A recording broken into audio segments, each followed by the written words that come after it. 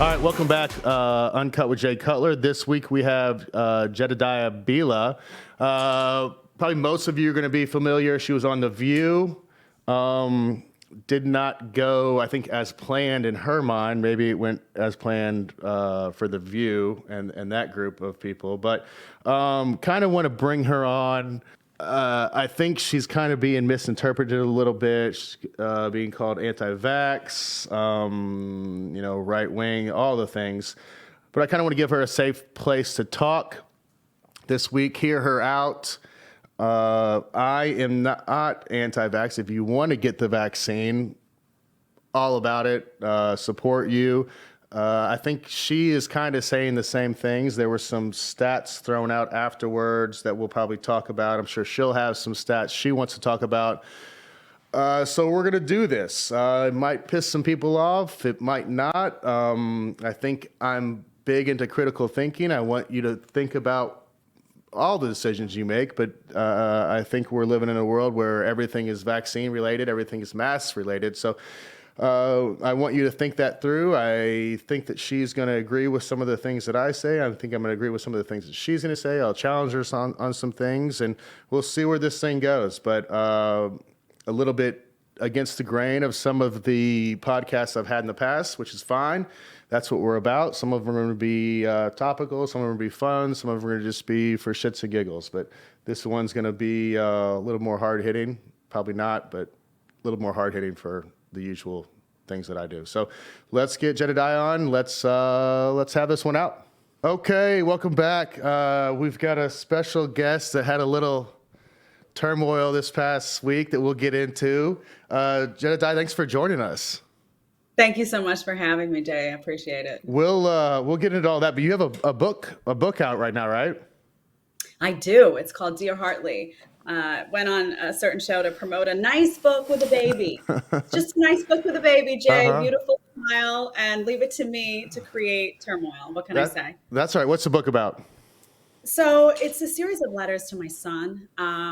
I wrote this during the pandemic, and I was looking around at a world that was increasingly mad, first off, but also just increasingly divided. Yeah. And I was finding that people couldn't talk to each other anymore. People within families, friendships, everything was just going by the wayside. And people were scared. They were confused. And I was looking at this little baby who was 1 year old. And I was like, I need to tell him so many things. I have so many things I want to say to him. So I started writing these letters, initially handwritten letters, to him about everything, things that I want for him in life. I want him to be a free thinker, and I want him to care about his health and be the owner of his own life and the architect of his own life. I talk about character and friendship and heartbreak, and there's a lot of secrets in there about my own life because, you got to reveal your own secrets to help your kids grow. And ultimately it became a book for all of us. I originally wasn't going to publish it. It was actually going to be something I just hand wrote for my child.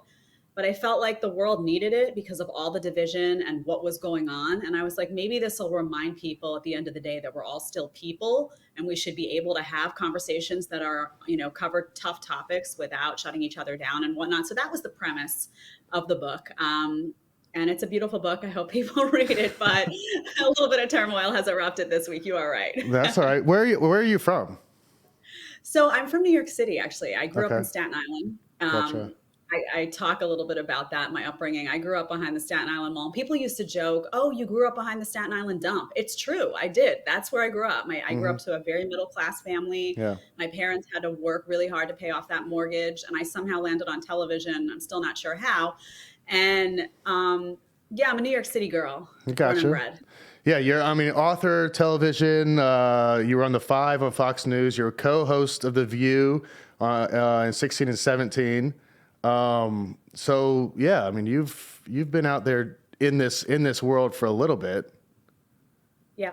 Of doing it. That's right. And I started out, I was a school teacher actually before I got into television. I taught middle school, high school, and college for 6 years. Oh, wow. So I'm not, a politico. I wasn't born into a political family. I didn't have any fancy connections. I was just some girl who had an opinion. And I think that's what resonated. People were like, she just sounds like she's telling us what she thinks, which is true, which gets me into trouble often. Very often, but it's worth it, right? Yeah. In politics, I mean, I feel like in the last, 5, 6 years, politics have really divided us. I mean, I remember as a kid, like I grew up middle class, in Southern Indiana, and like politics just weren't, they weren't really a topic. Like, you'd talk taxes and, there was kind of right and left, but like you could kind of be in the middle. And like, I feel like we've kind of lost that whole middle ground in general now. And it's, if you want to have that conversation and be in the middle, you get attacked by one side or the other. Yeah, that's absolutely true. I worked in cable news for a long time, and people have to realize that's the business model of cable news. That is the goal. It's division is a business model, and it's like Republican, Democrat fight, and it's interesting. When I started on The View, when I was hosting there, the show was, not super political. We did a lot of pop culture. We actually had, Candace Cameron was on at the time, Raven Simone was on. So it was a lot of pop culture. It was a lot of celebrity news, entertainment. And now it's so heavily political. It's changed because it's kind of gone with the tide. And I think when you look at social media too, that's just empowered all of that division, because everyone kind of gets in their corner. Everyone wants their echo chamber. They want to hear, I'm right. They want their own viewpoint echoed back at them. And it's bad for everyone. It's bad, especially for kids, because they're growing up in a world where they feel like on every issue, it's like, let me pick my side and let me pick my team. And it's like, why can't people just think for themselves?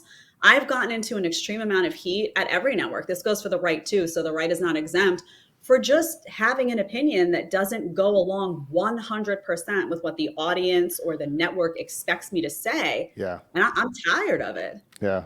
No, I mean, I totally agree with you. Like if you don't even, you could be a Republican, and if you're not, let's say like if you're not all in on guns, like I'll kick them out, get them out of here. Right. And if you go on the left side, you're not all in on whatever it is, like, oh, get them out of here.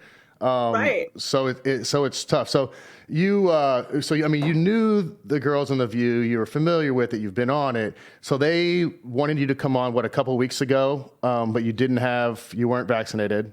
Right. So not only do I know them, but Sonny was at my wedding. These are people that, Sarah endorsed my book. Yeah. It's on the back cover. These are people who I've communicated with for a really long time. Whoopi and Joy as well. Like we've emailed back and forth. So what happened was I was supposed to go on in October. And I have a medical exemption to the vaccine, written by, basically what happened was I had COVID 19 months ago. Okay. I recovered. I have this immunity that exists that's documented through lab work that I've followed for the entire year. I've been really diligent about that out of curiosity as well, to see what happens to these numbers, what's going on. I've been working with a vaccinated infectious disease specialist in New York City. And I reached out to a few doctors that I trust. Some navigated me through Lyme disease a few years ago. Some navigated me when I had a couple of lingering symptoms from COVID when I got it. And they said to me, listen, for you, this vaccine doesn't make sense. And here's why. It's a greater risk to you than you are a risk to anyone else. You're not going to get anyone else sick. We are confident in your immunity. We will write it down. We will provide documentation. But there are risks for you because of some stuff that I had pre-existing way prior to COVID. So I said, okay, that makes sense. I trust you all. You're my doctors. You know my medical history. So I went to The View. I submitted a medical exemption. Initially, it was approved. And I was supposed to go on in October. They came to my house. They COVID tested me. Obviously, I COVID tested negative. I got a call the next morning. Oh, things have changed. You need to be vaccinated to get in the building. So I was like, okay, I wish I had known that, but okay, all right. But, let's see what happens. Can we talk about, the doctors and the natural immunity? Like what happened? Like, why isn't that talked about at all really in the media? I remember whenever I was a kid, and I'm sure if you got the chicken pox, you had them once and then you were done. Like you had the natural immunity to it, so it was over with. But I know there's studies overseas of natural immunity and how great it is to have that, and it's probably protects you more than the vaccine does. But that isn't even mentioned by anybody. Some doctors do talk about it. Some do. Norman Carey is a guy that you can follow. There are some doctors out there because it's hundreds of years of medical history, and they don't want their whole profession discredited. When I was pregnant, I went for a blood test, and they tested titers to see if I had antibodies to measles, mumps, and chickenpox. And she came back and she said, because it could be dangerous if you're pregnant, if you get these things. It came back, I had the antibodies. She said, okay, great. She didn't say, oh, you have the antibodies, let's then vaccinate you. That doesn't make sense. Not at all. So, and you have to just acknowledge the data. I mean, if you look at studies that are coming out of that, there's the largest study that came out of Israel. It was like a 700,000 plus population study. They tested everything and they showed that people with natural immunity were 27 times more protected. There are now 128, probably more this morning. Every day I wake up, there's another one. Studies that document that natural immunity does exist. And the reality is you can't monetize natural immunity. So I think that Big Pharma has an interest in not acknowledging it. Yep. The CDC puts out a ridiculous study on national immunity where they cherry pick data, and they said essentially that people hospitalized with COVID-like symptoms were representative of the whole population. It makes no sense. So it's not accurate, and we need to acknowledge it because this isn't about me. This is about people all over the country that are getting fired. I mean, nurses, doctors that worked in the trenches at the start of the pandemic, making people, trying to get people well. They were good enough to work then, but now suddenly they need this. And they're doctors. So now you're going to tell doctors, I'm a media pundit. I know better about what's best for you than you. I mean, it doesn't make sense. Not at all. So I think politically, some people are invested in prolonging this pandemic. There's a political motive to that. And I think that Big Pharma, they want everyone to get the vaccine, but it's not for everyone. And that doesn't mean that it's for no one. There are people out there that if they decide, listen, I have a comorbidity, my doctor has recommended I get vaccinated, go do it. No one is telling you what to do. Just don't tell me what to do because you're not my doctor and you don't know my medical history. And we'll get into the view here in a minute, but you got labeled as anti-vax by, I'm sure, numerous people. But like what I'm hearing from you is like you're just like against the mandates. If you want to get it, get it. If you don't want to get it and you've got a reason, don't get it. And that's kind of where I stand. And I'm like, it doesn't matter to me what you want to do. If you feel like that is the best situation for you and protects you the most, I'm all about it. That's exactly right. And I'm not anti-vax. I actually stress that because I knew I would get thrown, anti-vax Bila. But my parents got vaccinated. It was important to them. They felt that was the right decision. They made that decision with their doctors. I made those appointments for them. I drove them to those appointments. My child has received some other vaccinations, but I do my own risk benefit analysis. And this is supposed to be a free country.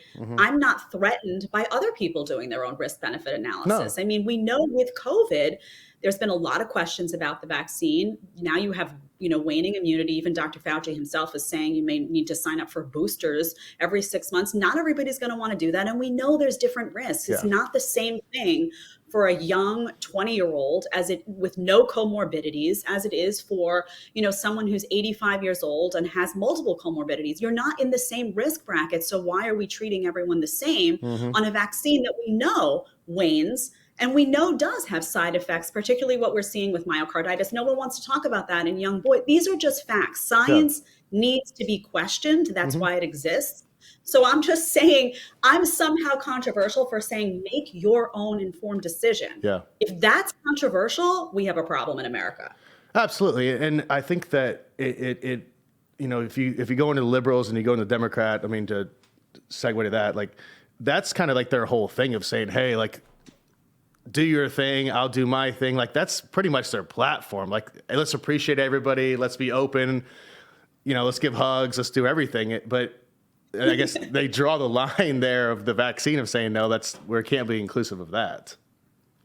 Which I have a hard time with. That used to be what the Democrat Party looked like to me. And now it doesn't to me. It doesn't. There's a lot of control. Look at Bill de Blasio. You can't walk into, I'm in New York City still. I'm going to be leaving. I was actually looking at Nashville. We were looking at Texas. But you can't go into a restaurant and eat something, a sandwich. So you could be someone who has a medical exemption where your own physician is saying, this isn't good for you. And you can't be a participating member of society in New York City. You can't go to a gym. You can't go to a museum. You can't go to a movie theater. You can't go to a restaurant. That's active discrimination against these people.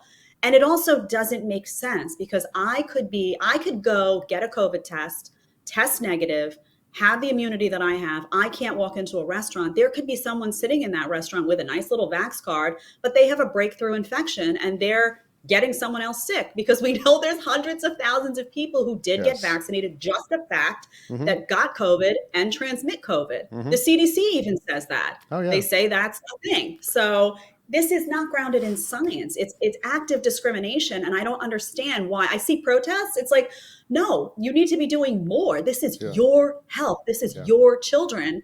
Wake up. Yeah. And yes, absolutely. I totally agree. Build some confidence into your new winter wardrobe and RSVP yes to every holiday invite on your calendar with new looks from Express. Express offers confidence-boosting styles designed for real-life versatility in every holiday event on your schedule. And if you're going to make it through the holidays, you better be comfortable. So check out Express sweaters. They're seriously soft and versatile. Their sweater flannel is handsome and comfy, and it comes in classic silhouettes like turtleneck, crew neck, and V-neck. And of course, Express has all the essentials, including their new long-sleeve Henleys and their classic crew necks. Be on the lookout for great deals in their stores or online at express.com. Find a fit for every RSVP at Express. So you go in the view, you didn't really get that far into it. And she was like, hey, let's address the elephant in the room. You haven't been vaccinated. It seemed like they had an agenda from me. How did you feel? How this went down is I did a full, like I said, I was supposed to host there in October and then we signed up for November. We decided it was going to be remote. We did a full pre-interview where I talked about how I felt about the mandates. They knew exactly what I was going to say. Full pre-interview. I sent, the producer there, the segment producer there sent me back a transcript of what we discussed. They knew exactly what was happening. Yeah. So, and I even had spoken to the EP and he was like, yeah, this is what we're going to do. We're going to start with the book. We're going to ease into this conversation about mandates. And, the whole book is about being able to talk with people you disagree with. So I was like, great, this is an opportunity to showcase what I'm about and how I feel. Anyway, I get on and I just simply start talking about, hey, this is my experience with the exemption and whatnot. And here's why mandates aren't justified. And I cite the CDC. Yes. Not because I think the CDC has been amazing on everything, but because folks on the left love the CDC. So I said, hey, the CDC on its own website says, if you have COVID, if you are vaccinated, you can still get COVID and you can transmit COVID. That's their words. If you are vaccinated, you can still get sick and you can still get someone else sick. If those are the factual grounds upon which we're justify a mandate to me. Why? Someone unvaccinated can get sick. Someone vaccinated can get sick. Yes. Someone unvaccinated and vaccinated can spread it. Anyway, they shut me down as misinformation without letting me talk and explain, like, hey, instead of coming back and saying what I would have loved, and I think the audience would have loved, is a real conversation. Come back at me and explain why am I wrong? Is the CDC wrong? Let's talk about the studies. Let's talk about, the people out there who feel that they're protected, and let's hash it out. Yeah. And it just kind of proved my point, which is that if you don't do that, you're doing no one a service. I will say, Jay, I got so many messages. I was flooded with messages. A lot of people saying, you know what? I don't see it the way you do, but I really wanted to hear what you had to say. Yeah. So there is a hunger out there, which I think is why people are turning to podcasts like yours, and they want to hear people talk. They don't want this 2-second soundbite. You disagree, you're shut down, get out. They don't, they're tired. Oh, absolutely. So that was the silver lining. It was like I had hope in the next generation. I was like, okay, there's people out there that haven't lost their minds and they just wanted to hear us go back and forth, which is what I thought. I know people say, oh, you had to know what you were getting into. No, I didn't, because we did the full pre-interview, and I'm like, you guys, come on, man. Yeah. If you did the pre-interview and they're like, hey, like we can't hit this, and this, like we can't do that, like that's different. But if you did the pre-interview, you talked to the EP, and they're like, hey, like we're good to go. I would have thought the same thing. I would have been like, oh, this is going to be great. Like, I'm going to hear their point of view. They're going to hear mine. We're going to have a little debate, but like we're all going to respect each side. Right. And these are people I do respect, like, I've worked with them. I I believe that these are people who, before I went in, I'm like, these are people who they have their own concerns. Like, let me hear them. Let's walk in each other's shoes for a second. If, one of the chapters in the book is on empathy and compassion and why it's important to take a minute to just see where someone else is coming from. I was happy to do that. I was ready. I was like, this is but it goes both ways. That doesn't mean I'm there polite and you shut me down. That's just kind of horrible. But it kind of ironically, I was like, wow, this just made this book even more important because that's what I'm saying needs to happen. And look, it's not happening. You're totally right. And then I went and I saw, I think somebody on The View, they Instagrammed some stuff afterwards. And, they were talking about some of the CDC stuff. And I think one of the things was basically if you're vaccinated, you lessen your chance of transmitting it. Which okay, I mean I get that. If she would have said that and gave you a chance to talk about it, I'd be like, oh, okay, that'd be great. I hear that. I mean I'm totally on board if the CDC says if you get vaccinated that lessens your chance of transmitting it to somebody else. Sure, it lessens your symptoms. Sure, I hear all that. It still doesn't change my mind of whether or not it should be mandated or not, though. Right, and then I would have come back and cited, a study that shows, a recent study that shows that vaccinated and unvaccinated people, when they have COVID, have the same amount of viral loads. They looked at a new household study that showed that the viral load is the exact same. Your symptoms may be different, but if you are symptomatic, if you have COVID, if you test positive for COVID, you're vaccinated or you're unvaccinated, you're carrying the same amount of viral load. So there are studies that absolutely refute that. But regardless, I would have loved to have that happen on air. That's why I was there. Yeah. Also, if you say that a vaccine lowers your chance of transmission, what is that number? Tell me what that number is. Does that mean you're 20% less likely? And does that justify then a mandate? Because a mandate to me means that you are placing two categories of people. You are saying this category is risky and this category is not. So being less likely, even if I accept that premise of being less likely to transmit, which I do not, because I've seen numerous studies that show the opposite. But if that's true, what does less mean? And doesn't that still mean that those people that are less likely are able to get sick and transmit virus? You don't need to take my word for it. All you need to do, and again, this is not coming from a position of wanting to tell anyone what to do. I'm just trying to get to the bottom of the realities here. Sure. But you look at places where everyone's vaccinated, or almost everyone's vaccinated. Look at countries around the world where the vaccinations rates are really high. Look at states around the country where your vaccination rates are high. Look at places, shows, Broadway show, wherever it is where vaccination rates are high. People are still getting it and passing it who are vaccinated. That is a fact. Yes. It is a fact. Yes. So you can still justify someone getting the vaccine if they have a conversation with their doctor. 100%. I'm not here to tell anyone what to do. I'm not here to play doctor. But you cannot justify an unscientific mandate if people who are vaccinated and unvaccinated can still get it and pass it. And that is the reality. Drop the bomb there. I mean, but they didn't want me because this is what it would have looked like, right? Yeah. Maybe that's not what they want. I don't know. It's sad to me that I left that space and I went to, and I did all these podcasts and we just talked it out. Yeah. And I'm like, this is what people want to see, you know? You just pushed back on me and said, oh, this was mentioned. And also, I saw those little posts that were put up and that's great. But that was for on air. That's why I was there. I wasn't there to go, I'm not going to go on you, talk to you now. Yeah. And then the segment ends and you go and write up a whole email about, oh, well, this. No, you would say it. Exactly. Otherwise, did you not have that stuff accessible to you? It just doesn't make sense. True.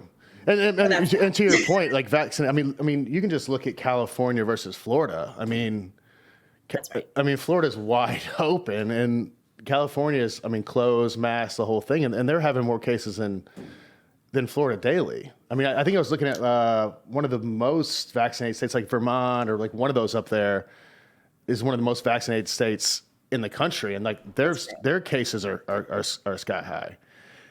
Right, and I also ask people okay, so is the vaccine protective to you or not? Because there's people coming at me who are triple vaccinated now. They've had the full regimen and they've had a booster. And they'll say to me, well, it's almost like, well, my vaccine doesn't work unless you get vaccinated. So in other words, I'm vaccinated, but I need you to get vaccinated with the same stuff that I got that didn't make me feel protected in the first place. So what exactly is this just about controlling other people? What exactly is going on? Because, I have my natural immunity. I'm very confident in my natural immunity. Yeah. I have it documented. I've been studying it. I don't worry about anyone else. It Yeah. doesn't matter to me. If somebody else wants to get vaccinated because that's in their best interest, okay. If they don't, I'm not worried about being around you because I know what I'm dealing with my own body. So if you're triple vaccinated and you're still not comfortable, you need to think about why. And that has nothing to do with me. No. And that's what I don't understand. Like, people that get the vaccine, like, the vaccine is supposed to protect you. Like, that's why you got it. So why do you care so much about somebody that didn't get it? And I mean, that's what you just said. I just don't understand the thought process. And there's certain people that you just can't, they just won't have a conversation about it. And I'm like, you have to explain this to me, though. Like, you have to break this down, like, your thoughts in your head, and you have to, because I want to see it. I want to listen. I want to understand it. I've just found very few people that can, articulate or tell me why. You know what I think it is? I think that there's a lot of fear around this disease. I think when it started, I remember when I got sick 19 months ago, I was terrified. We knew nothing about COVID at that time. Sure. I had a 4-month-old. I was like, my baby, you didn't have the data on children. You didn't know there was a 99.997% plus survival rate. I didn't know how it was going to affect me. I was like, I had some pre-existing stuff years ago. I feel great, but I'm like, is there something it's going to trigger? Yeah. There were no treatments. You couldn't get into a doctor's office. You couldn't get a test. So I think what happened was people were afraid, and that just stuck with them. They saw loved ones die. They saw a lot, they're looking at numbers. Now we have data on people who died from COVID versus people who died with COVID. Yeah. It's a lot of people in the hospital who died, who went in. They had asymptomatic COVID. They were tested. It tested positive, and then, they died from something else not related to COVID, and they died now with COVID. Yeah, These labeled are as COVID. facts. Yeah. These are facts, right? And we need to talk about them. That's not to discard the realities that a lot of people did get sick and die, and that's horrible. This was a horrible, horrible thing that happened to not just our country but the world. But you can empathize, and you must empathize, while at the same time saying, well, hold on a second, though, these are the facts. I think people got stuck in that fear. I know I worked from home for a really long time. Looking back, did I need to work from home that long? No, but I sat that, like, I wanted to track my natural immunity. I was very close with my parents at the time. We were all quarantined together. I was worried about them and their, comorbidities. I was really, really careful. But when I saw that schools weren't opening way beyond when they could have safely, I was visiting schools. I was like, wait a second, this is totally doable. Why is this going on? When I heard that, the CDC was colluding with teachers' unions to craft school return policies, that's politics. That's not health. So I don't want politics in my health. I want individual people making individual decisions in their best interest with their doctors and their families. And I don't want to play doctor for you. Just don't play it for me. What worries me about this is, like, I think you're totally correct. Like, it's fear-based now. And, there's certain media outlets that keep feeding into that. And, I think there's going to be people wearing masks, 2 years from now. Oh, yes. No, I agree. And again, like, there is a difference. The CDC put out a tweet recently about 80% effectiveness of masks. And I was like, I mean, is this a joke? What are they talking about? Are they talking about N95 masks fitted for doctors in hospitals that are actually fitted for them? That's different. Or are they talking about like a cute little leopard cloth mask from Etsy that I buy that looks terribly stylish, but like I'm not really doing anything? You have that. Science is not supposed to be political, and you're not supposed to just throw these numbers out there to tell people the truth. Let them decide. But yeah, it's true. And a lot of people now with the masks, to be honest, it's like that's their their security blanket. You know, Yeah. my kid walks around with a security blanket. He's 2 years old. He wants his blankie, you know, that Sure. I'm like, that's your blankie now? Like, everyone needs to just step back and say, what are the facts? Do you want to live in a world where you're walking around? I mean, my kid's never been to a doctor's office without looking at someone with a mask. I don't want that for him. He's so afraid because he doesn't understand what that he wants to see your face. That's how kids, I taught in school in classrooms for years. That's how kids learn. They need to see your mouth move. That's how they feel comfortable engaging with other people. There's so much that goes into not having a concealed face for children. So again, and do the risk benefit analysis. I read a tweet the other day. It was like somebody was saying, oh, I'm afraid to go to the grocery store, you know, bring my 3-year-old to the grocery store. And I thought, do you know the stats for a 3-year-old? Yeah. Are you afraid to get him in the car to go there? Because that's actually more dangerous if you look statistically than COVID for a child. The flu is more dangerous for children, than adults, than COVID. You know, adults are separate, but you know, I taught in classrooms for 6 years. There was never a mask policy for the flu. No. There was never a mandate for. So just, you know, people need to step back from cable news. They need to step back from political media, and they need to say to themselves, what are the facts? I'm going to do my own research. I know my family. I know their medical history. I know the risks. Now the power is in my hands, and everyone's going to have a line in the sand. So everyone's is going to be different. Totally. I mean, and knowing your medical history and knowing you, I mean, we have, you know, 650,000 people die from cardiovascular disease. There's 600K from cancer. You know, we're now at 100,000 people dying on overdoses.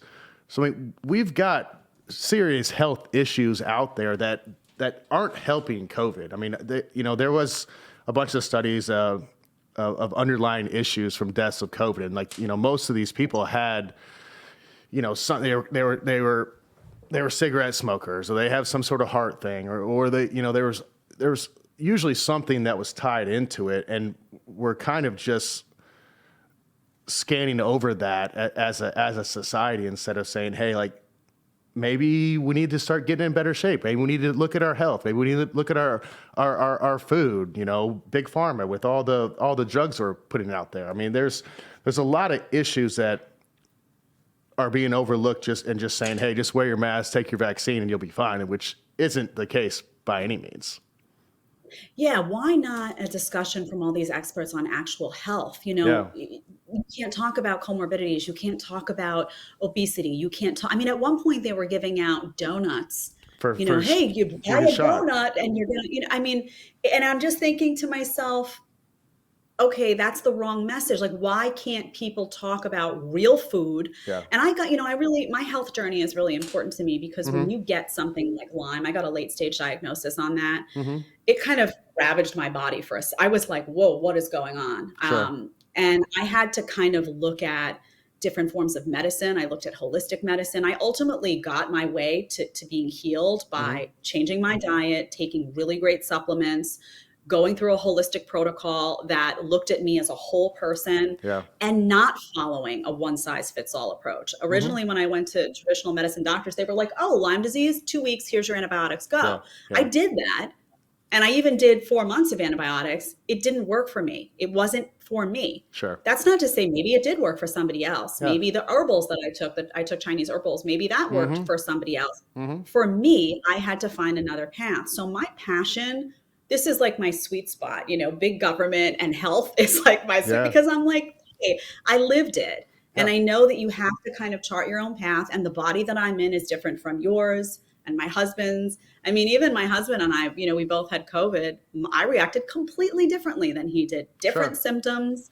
Part of that was because Jeremy was, you know, completely unfazed, didn't care, and was walking around eating ice pops. And I was dramatic and like, oh my God, what if everyone dies? I was doing my Oscar-worthy performances. And I do think that fear plays into healing. But where are all these doctors? I mean, put on a mask, get a vaccine is not.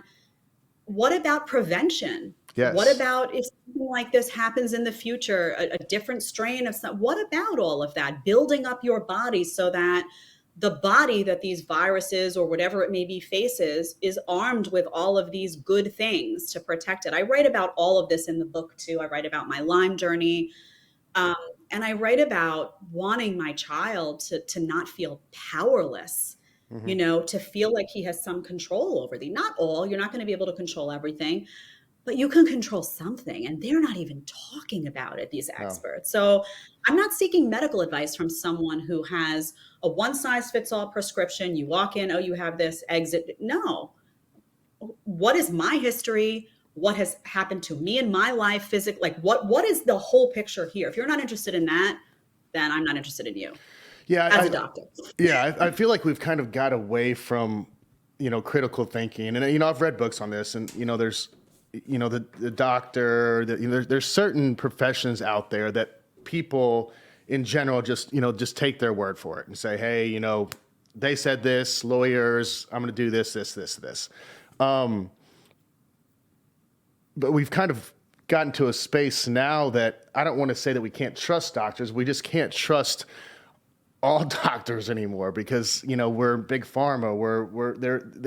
They're skewed a certain way, liberal, Republican, all these things. And, the critical thinking of people has kind of just laxed these last couple years. And I'm fearful of what's going to happen the next year.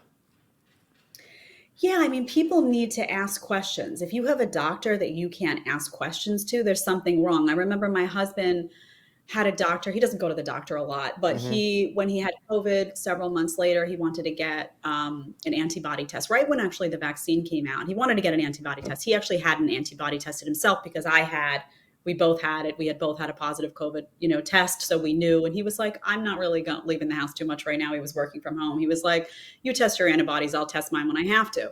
So eventually he went and he said, he made a call and he said, I want to get an antibody test. And the doctor was like, well, the vaccine is out, so I'm not really doing those. And he said, well, I want to make sure, my husband said, I want to make sure that this is appropriate for me. And he was like, well, I'm just telling everyone to get the vaccine. So my husband dropped that doctor because that's not someone who's interested. First of all, you go to a doctor, you have a concern.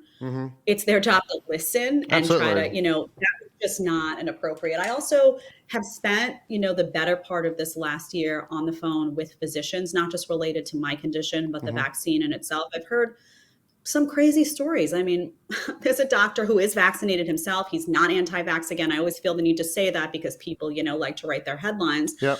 But he had a patient who got the first shot, had an anaphylaxis response, was rushed to the hospital. He got the shot because his company mandated it. He hadn't wanted it, and the doctor hadn't thought it was best for him. He got anaphylaxis.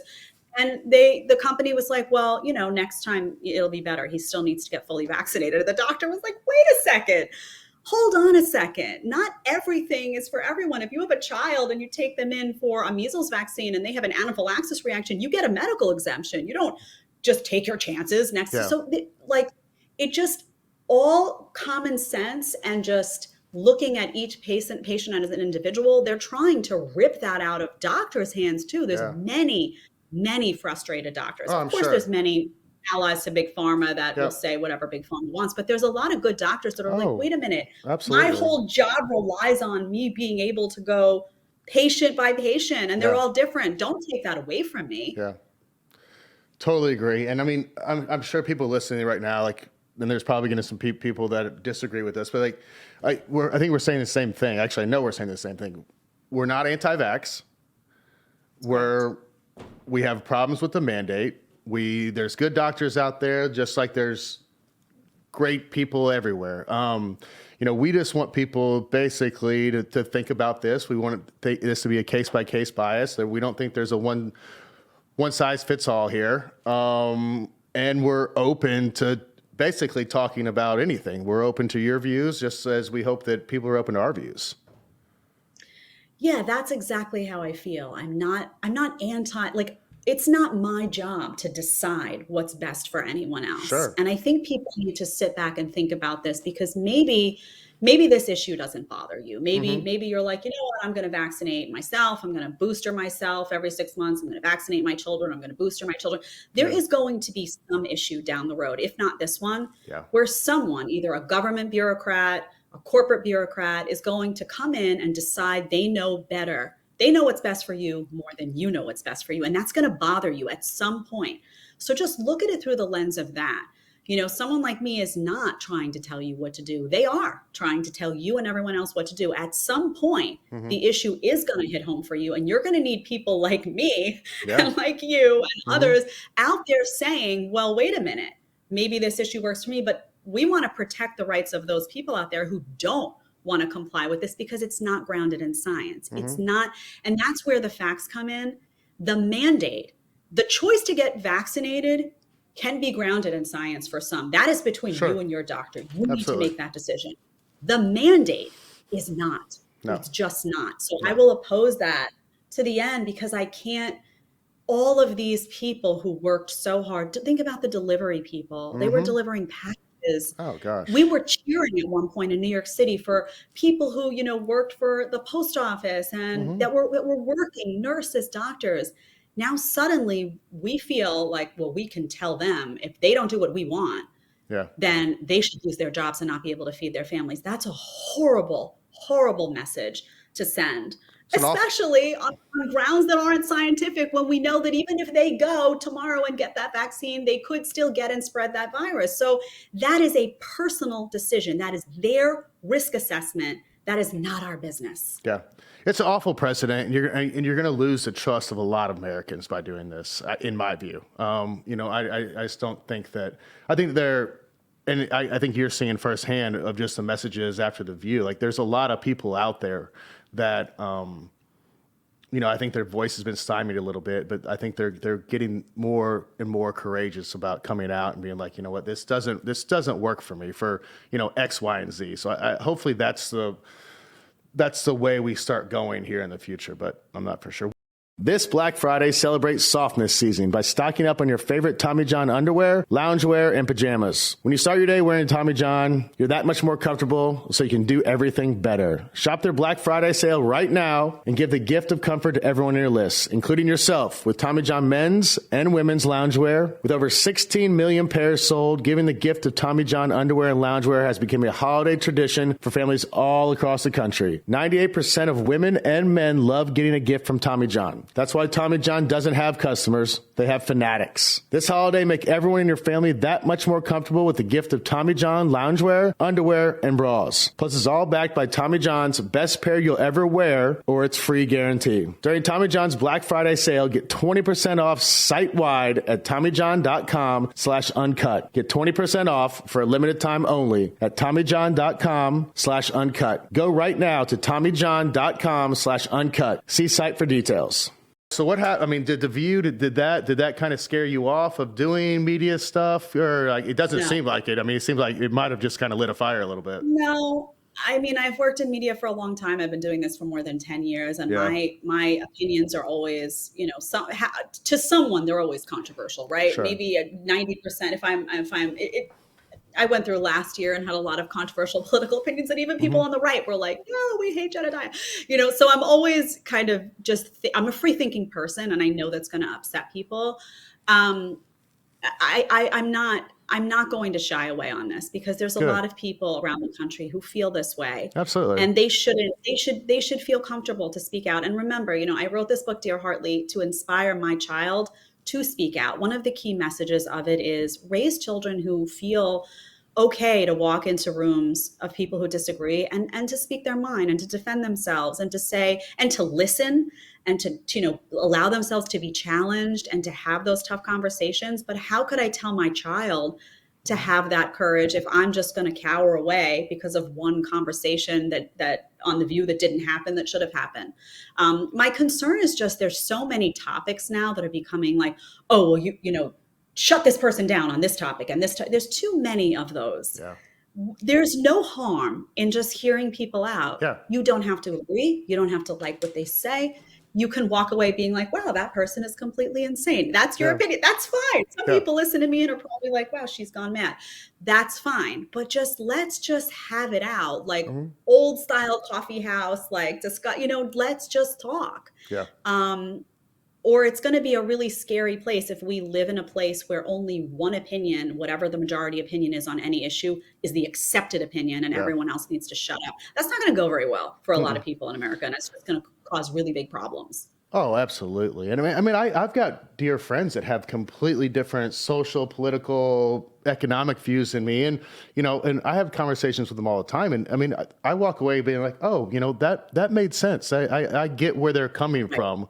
Like I might not get on board with it, but I understand where they're coming from and why it makes sense to them. And, I get it. That's fine with me. And to your point, like we've got to have more conversations like that. People have to be open-minded to whichever side that you're on whichever issue it is. And, until we get there, things like what happened to you on The View are going to continue to happen. But I hope that's not the case. I hope we can start finding safe spaces to have these conversations and to for everyone to view their opinions. So this, like you said, it's not just these one-sided arguments. Yeah, you said something interesting about like in your real life, Mm-hmm. people away from media. I mean, when I say real, I always say my real life is my life away from all the cameras, and you have these conversations. So that always leaves me thinking too, are there two worlds? I'm very immersed in the media world a lot of the time, where there's a lot of shutdown and there's like, this is the agenda of this network. Mm-hmm. So everyone needs to fall in line.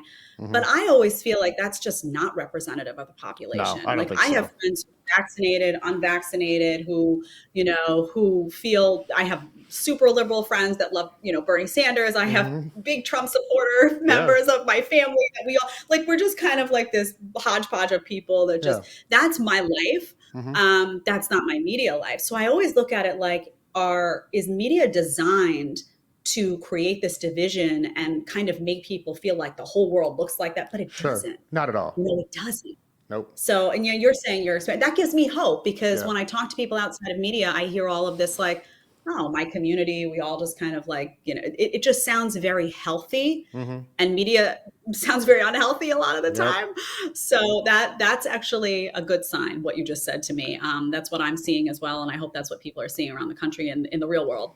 Totally agree. It's a melting pot out there. Even Nashville. I think Nashville gets labeled as this southern town, but even, I've been here since 2001 going to school here. And I always felt like Nashville it has a southern feel, but like, you get people from New York, you get people from LA, you get people from Chicago. It's kind of this weird place in the South, but like you get a bunch of different values and economic statuses and political views, and people get along here, and I think that's kind of hopefully where we're headed in the U.S. But we'll see. We got to keep having these conversations, and people got to keep being brave on both sides of it, and we'll see where we go.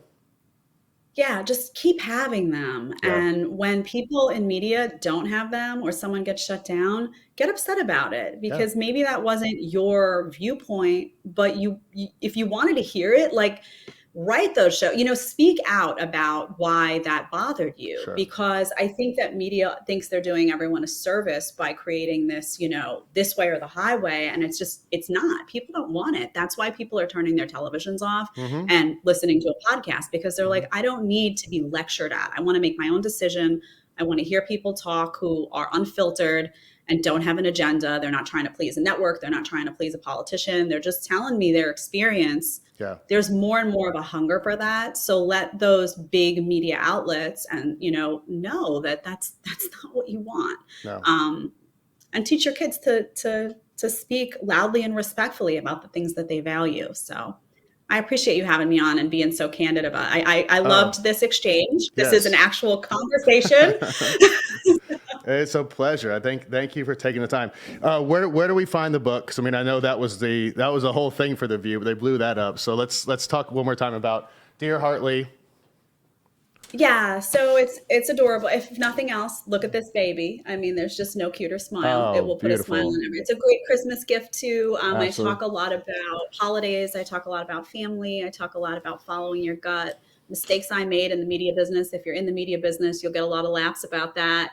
Character. Let's build children who can think for themselves, and regardless of your politics, wherever you stand on issues, build children that are able to challenge you one day with facts and say, hey, mom, I thought about this. I love that. Smart, independent-minded kids. That's what this book is a tribute to. They can get it on JedediahBila.com, Amazon, Barnes & Noble, everywhere books are sold. And I would love it if you would support free thinking, regardless of your politics. I don't care. Love All it. are welcome in my world. So That's an amazing message. I appreciate you taking the time. Go get Jedediah's book anywhere you can get books. Amazon, everywhere they sell them. Thank you so much. thank you, Jay. Appreciate it. I appreciate it. You have a great day. You too. Bye-bye. Thank you. Okay, that is it for Jedediah. That is it. I can't. Jedediah. That is it for Jedediah. Loved having her on. Go get her book, Dear Hartley, wherever you get books. I'm gonna get it and read it because I liked her style. I like what she had to say. Think for yourselves out there. Right? If it works for you, it works for you. If it doesn't work for you, it doesn't work for you. Don't be afraid of either side of it. I think that we can all agree that everyone's different. Everyone is not the same. So I loved having her on. I hope you liked it. I hope you can hear both sides of this argument. I guess it's not an argument. I hope you can hear both sides of this issue. I know that there's a lot of people out there that are extremely outspoken on both sides of it. I know that there's a lot of people out there that have lost loved ones, and my heart goes out to you. And I'm sure that people that have lost loved ones or close relatives or close friends have a strong bias on this, which I'm totally willing to hear and totally support you, and I get it. This is just a issue that I don't think we're going to clear up in one day. We probably won't clear it up in 6 months. We're probably going to still be having these conversations 6 months from now. But I think it's important to have these conversations and talk it through and hear both sides and hear where everyone's coming from on this one. And I think that that goes to say for about everything that's happening in the world right now. We need to talk more, hear more. And have some of these tough conversations out. And so I appreciate Jedediah coming on. I appreciate hearing her. I know it probably wasn't easy for her. I'm sure she's getting bombarded with a million things. So I'm glad she picked this space to talk. So I'm sure I'll hear a lot on Twitter and Instagram about this one, and rightfully so.